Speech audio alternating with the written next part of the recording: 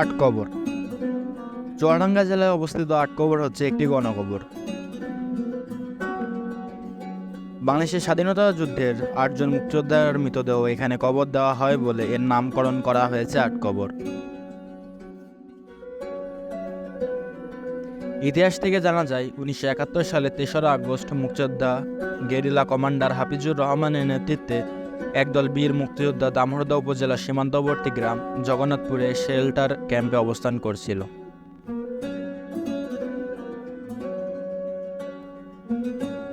4টা আগস্ট মুক্তিযোদ্ধারা পাশের গ্রামের মুসলিম লীগের দালাল কুবার খাঁকে ধরে নিয়ে আসে।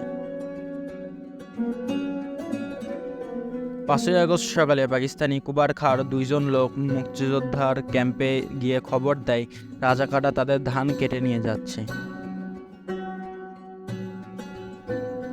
রাজাকারদের শায়েস্তা করার লক্ষ্যে মুক্তিযোদ্ধা হাসান জামানের নেতৃত্বে একদল মুক্তিযোদ্ধা আনুমানিক 2 কিলোমিটার দূরে বাগওয়ান গ্রামের মাঠে 2টি দলে বিভক্ত হন এবং সামনে অগ্রসর হতে থাকেন।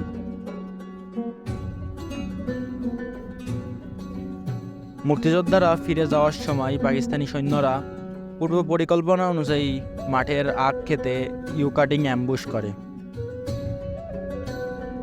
এখানে মুক্তিযোদ্ধাদের সাথে প্রায় 2.5 ঘন্টা যুদ্ধ চলে। অবস্থা বেগতি দেখে মুক্তিযোদ্ধারা 2টি দলে বিভক্ত হয়ে যান এবং শত্রুদের উপর আক্রমণ চালান।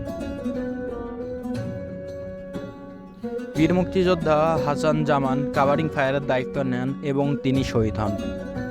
পিছু হটার সময় তারা অন্য সাথীদের বাঁচাতে পারলেও 8 জন মুক্তিযোদ্ধা শহীদ হন।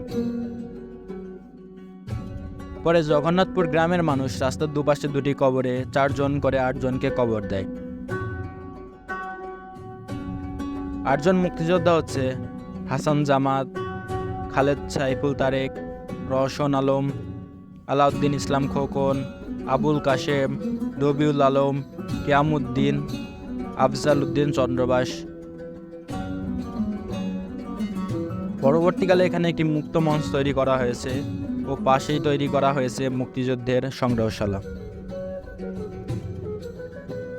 আজকের ভিডিওটা এ পর্যন্তই। যদি ভিডিওটা ভালো লাগে ভিডিওতে অবশ্যই একটু লাইক করে দিবেন এবং সম্পূর্ণ ভিডিওটা দেখার জন্য অনেক অনেক ধন্যবাদ।